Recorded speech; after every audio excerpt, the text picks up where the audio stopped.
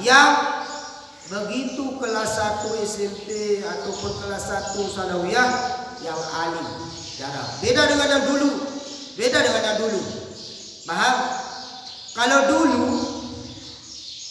kita apa istilahnya, dengarlah kata-kata orang tua kita dulu.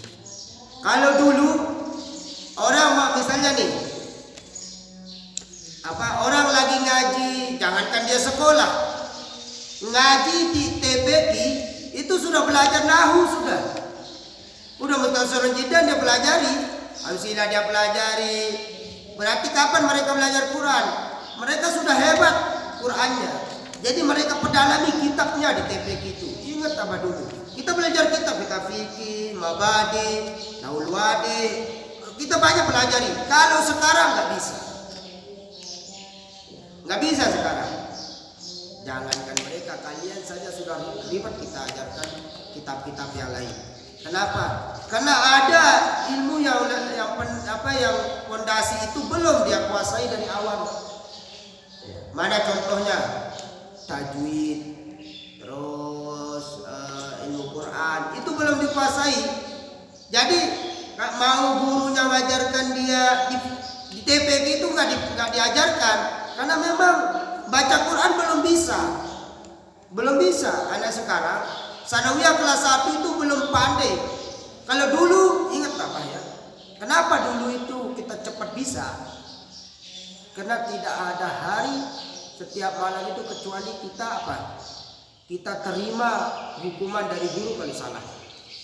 Dan hukuman itu tidak ada ampun. Coba bayangkan. Guru kita dulu bawa ampel sebungkul. Ya, bawa ampel sebungkul. Terus kalau telat, sudah. Dan tidak ada istilahnya takut. Ya kalau sekarang takut kita. Kena pidana. Ya. Termasuk ragu kalau hukum anak sekarang, walaupun agak keras sedikit, tapi agak mikir sekarang. Kalau dulu guru kita nggak ada mikir. Ingat dulu, setiap subuh wajib ngaji dan wajib kita nangis. Kenapa wajib nangis? Karena selalu hukumannya berat. Apalagi nggak sembahyang subuh, sudah habis. Itu di luar pondok itu di TPQ itu. Ya, makanya wajar kalau orang-orang dulu itu betul mereka tidak paham dalam pelajaran umum, tapi jangan tanya mereka pelajaran agama. Makanya SD atau SMP-nya orang dulu itu Qur'annya bagus-bagus, kitabnya oke. Padahal mereka SMP tapi kitabnya oke. Kenapa? Nahu mereka sudah disuruh hafalin. Bahkan main seminggu. Seminggu harus hafal ya. Anak-anak, seminggu harus hafal. Mati-matian hafal. Penyekanta lalu ngawis dibawakan jauh itu nahu. Kita bawa nahu, hafal, diterani pada. Karena kalau tidak hafal, ya. Kadang pola, awak nih teman. Ya. Kalau sudah bambu itu sudah habis. Penyalin hemat itu ya rotan, sudahlah. Dulu ingat apa? Dan kecerdasan mereka di bidang agama luar biasa di bidang, makanya mereka punya ilmu itu paten. Kenapa? Karena mereka belajar dari A sampai Z. Paham nggak? Bisa. Kalau sekarang kita kalau belajar ala dahulu, mungkin kita nggak ada yang sabar. Guru tidak sabar, murid pun tidak sabar. Mana? Coba bayangkan. Kita belajar misalnya apa itu kalam. Itu kalam itu hampir 1 minggu kita diajarkan. Al-kalamu, apa itu kalam. Terus dijelaskan. Ya. Setelah itu, ya kalau istilahnya harus kita betul-betul paham satu-satu. Kalau nggak paham ulang besok lagi, ulang lagi. Itu lagi dibahas. Ya. Sampai kita paham. Makanya kadang-kadang bab kalam itu saja sampai 1 minggu kita diajarkan. Nah, coba Abah sendiri kalau ngajar kalian tuh nggak kuat. al-kalamu saja atau bab kalam saja sampai seminggu-minggu, nggak kuat. Kita jadi guru zaman sekarang ini kurang sabar, murid pun kurang sabar. Kalau belajar fikih anakku, fikih mabadi itu saja, ingat apa? Itu hampir berapa bulan itu mabadiul fikih itu. Karena satu kita dijelaskan, nanti yang lain juga ikut dijelaskan. Jadi ilmu kita itu matang.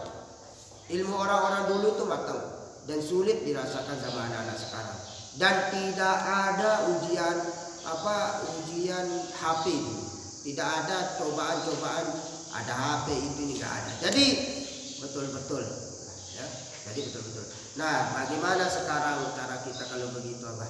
Ya satu-satunya cara kita harus sabar. Sabarnya kalian ini nggak ada apa-apanya dan sabarnya orang-orang dulu ya. Anak-anak terdahulu itu terutama dalam bidang pukulan, sudah itu belum. Ya kalau dulu itu anakku kita ditendang itu biasa sama dulu. Nggak bisa baca kitab, wah sudahlah ya. Ingat apa dulu, apalagi pas kita di Lumur Tengah itu ya, nggak bisa baca kitab udah lebur sudah. Selang itu lebur, selang air itu lebur, selang biru itu lebur. Bukan sekali dua kali, sampai benar kita baca, baru kita berhenti dipukul. Andai kan itu 20 kali sudah. Enggak sampai berdarah kita punya pundak. Tapi begitu ya, kawan-kawan itu tamat banyak yang jadi orang hebat.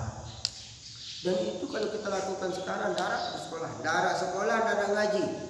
Darah sekolah, darah ngaji. Kenapa di Bali manja? Ya, di rumah manja. Di rumahnya manja, makanannya enak, tidurnya nyenyak, dimanjakan sama orang tua. Jadi kalau suruh belajar sudah nggak kuat. Ya makanya kita termasuk jadi guru mastata'tum ya, seukuran zaman, sesuai dengan aturan zaman dan tidak bisa kita paksakan ya. Terus kalian juga yang belajar juga nggak kuat ya, yang penting itu belajar. Yang penting sudah isi hidup kita dengan belajar itu saja lah, karena ya mau diapain lagi. Sudah, kita lanjut. Maqala al-musannif rahimahullahu ta'ala wa nafa'ana bi'ulumihi wa bi'ulumi masyayikhina wa bi'ulumi sayri salihin fid dharain. Amin ya rabbal alamin. Adabu tilawatil Quran. Adab tata cara orang tilawah dalam Al-Quran. Tilawah apa maksudnya? Baca Al-Quran, bukan tata cara tilawah masa ya. Maksudnya di sini tilawatul Quran yaitu membaca Al-Quran. Ya. Adabnya ada, tata caranya ada. Ya, tidak sembarangan. Ya. Tata cara orang belajar Quran, membaca Al-Quran ada. Yang pertama yang harus, kenapa harus seperti itu?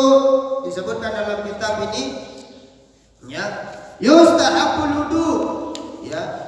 Yustahabul wudu li qiraatil Quran.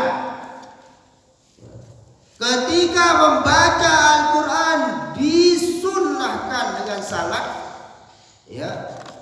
Ingat yang Abah jelaskan ini. Jangan salah dengar. Jangan salah menyimpulkan. Disunnahkan ketika membaca Al-Quran berudu. Paham kan Nizar? Yustahab, kalimatnya yustahab. Yustahabu ya al-wudu'u li qiraatil Quran. Disunnahkan ketika membaca Al-Quran itu apa? Wudu. Oh, baru sekarang saya dengar Abah katanya kan, baru sekarang saya dengar orang baca Al-Quran itu disunnahkan wudu. Iya, ingat kalimatnya. Ketika membaca Al-Quran. Kalau menyentuh Al-Quran, apa hukumnya wudu? Wajib. Paham gak Nizar? Supaya menjelaskan orang jangan salah. Oh apa? Kita ngaji, kita belajar dulu katanya. Kita disunnahkan ketika mau baca Al-Quran harus wudu. Iya, membaca Al-Quran memang harus wudu. Paham? Sunnah wudu kalau membaca Al-Quran. Berarti boleh orang gak wudu baca Al-Quran? Boleh gak? Boleh. Al-Quran. Yang penting dia tidak hadas besar. Dia belum wudu, dia punya hafalan, dia baca Al-Qurannya, boleh. Nizar, ngapal, dia hafal, dia belum wudu, dia baca, boleh. Paham? Yustahab, sunnah. Jangan salah dengar, disunnahkan wudu ketika mau membaca Al-Quran. Paham maksud? Kalau menyentuh Al-Quran maka wudu itu kenapa? Wajib. Tuh kan? Sama-sama membaca itu. Supaya ini perlunya kita pahami kalimat di dalam kitab supaya tidak salah terka. Kok sunnah di sini? Yustahab katanya, ya. Enggak dikatakan wajib di sini. Kok bilangnya yustahabul wudu li qiraatul Quran? Berarti orang kalau kan membaca, dia diambilkan sama kawan atau Al-Quran itu terbuka, dia baca tanpa wudu, boleh enggak? Boleh enggak? Boleh Nizar? Boleh dia baca gitu. Dia tidak sentuh Al-Qurannya. Nah, makanya larangan ya bagi orang yang tidak berwudu mengandung hadas kecil itu memegang Al-Quran, bukan membaca Al-Quran. Paham enggak? Paham? Supaya bisa ini dibedakan. Haram akan ada dalam kitab, termasuk dalam kitab yang kecil itu kitab Safinah, ya. Larangan bagi orang yang mengandung hadas kecil, yaitu termasuk memegang Al-Quran, bukan membaca Al-Quran. Paham? Di situ itu disebutkan memegang Al-Quran, bukan membaca Al-Quran. Paham Nizar? Supaya jangan salah baca ini. Yustahab al-wudu li qiraatil Quran li'annahu afdalul azkar. Disunnahkan dengan syarat ya berwudu apabila membaca Al-Quran, bukan memegang Al-Quran. Ya, bedakan dia ya. Karena orang membaca walaupun dia tidak pegang, siapa tahu dia punya hafalan gitu. Kenapa seperti itu? Li'annahu ya, karena sesungguhnya Al-Quran itu afdalul azkar, paling afdol ucapan atau zikir, paling afdol bacaan, maka Al-Quran. Paham gak Nizar? Paham gak? Kenapa harus wudu? Kalau zikir gak perlu wudu, zikir gak perlu wudu. Ya, sunnah ya. Zikir gak wajib wudu. Ya. Zikir, wirid, nah, tetapi kalau Al-Quran, khusus untuk Al-Quran, kalau membacanya yustahab. Tetapi kalau memegangnya la yamassuhu illal mutahharun. Maka beda kalimatnya tilawah dengan yamassu ya. La yamassuhu illal mutahharun. Janganlah kamu pegang Al-Quran kecuali dalam keadaan suci. Ada enggak di pinggir-pinggir Al-Quran itu? Ada kan? Di loke-lokenya itu ada kan? Di covernya Al-Quran itu la yamassuhu illal mutahharun. Ada itu. Itu di luarnya itu ada tulisannya la yamassuhu illal mutahharun. Janganlah kamu pegang Al-Quran kecuali dalam keadaan suci, dalam keadaan wudu. Sudah? Paham gak ini? Supaya bisa bedakan mana tilawah mana yang dimaksud dengan membaca dan mana yang dimaksud dengan yamassu, memegang atau masah ya. Wa qad kana sallallahu alaihi wasallam yuqra ya ayyu dzakarallah illa ala tuhrin ya. Dan sungguh keadaan Rasulullah sallallahu alaihi wasallam ya membenci orang-orang yang membaca Al-Quran tanpa ada kesucian pada dirinya, tanpa dia wudu, tanpa ada wudu pada dirinya. Rasulullah sangat membenci itu. Ya. Rasulullah sangat membenci itu. Hati-hati kalau Rasulullah benci. Kawan benci masih ada harapan. Tapi kalau sudah Rasulullah yang benci, apalagi Allah yang benci, pekerjaan itu hati-hati. Karena yang memiliki surga itu Allah Subhanahu wa taala, yang memberikan syafaat itu Rasulullah. Nah, kalau kawan dan lain sebagainya kita tidak tahu. Ya, pertanggungjawaban kita masing-masing. Tetapi kalau kalau Allah benci, Rasulnya benci, hati-hati. Kama hadis bagaimana ditetapkan disebutkan dalam satu hadis wa tusannul qira'at fi makanin nazif sebagaimana disebutkan tadi itu ya ada banyak hadis menjelaskan janganlah kalian atau jika kalian ingin membaca Al-Quran maka harus dalam keadaan suci ya. Banyak hadis tentang itu ya. Wa tusannu qira'ah fi makanin nazif dan harus usahakan kalau membaca Al-Quran fi makanin nazif di tempat yang suci.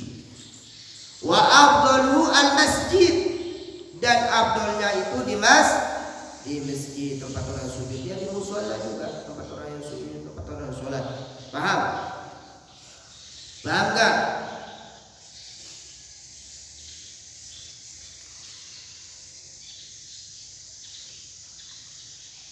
Sudah.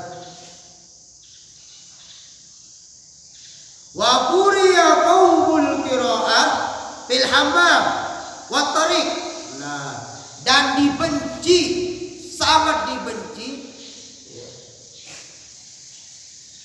Bahkan bisa sampai haram ya, orang yang membaca Al-Quran di hammam, di WC.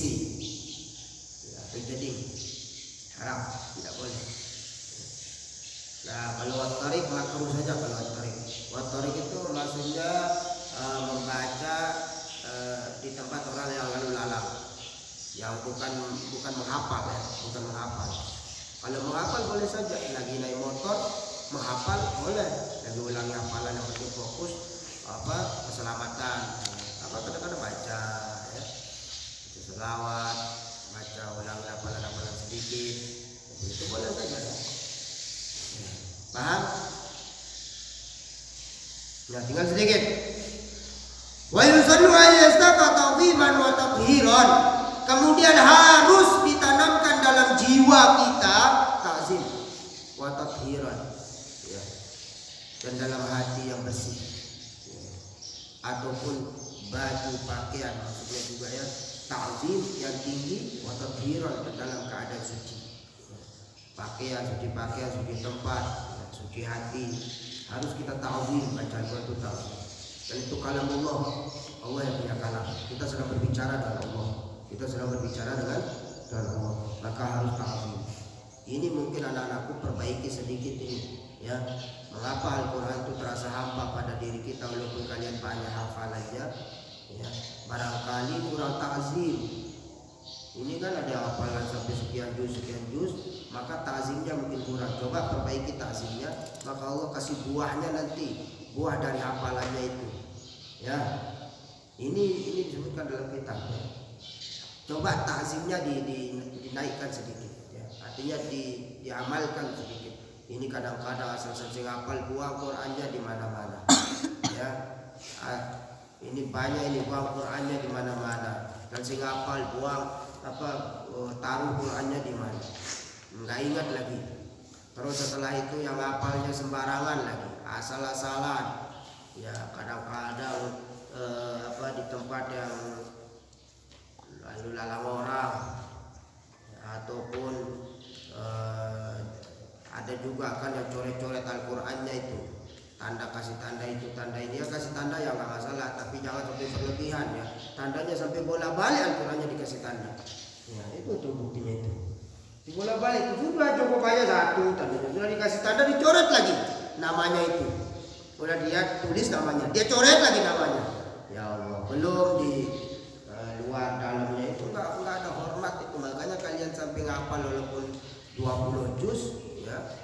20 juz ngapalnya tapi nggak ada rasa nikmat, nggak ada rasa manis-manisnya hafalannya ya, karena itu Al-Qurannya ditaruh sembarangan ya. Terus kalau ngapal itu ya bajunya yang jelek-jelek dipakai ya, ataupun pakai singlet dia ngapal yang laki-laki ini ya, nggak pasang baju ya, ataupun yang perempuan mungkin nggak pakai jilbab umpama ya, kamarnya maksudnya tetap terapkan kepala dan sebagainya, ta'zim ya.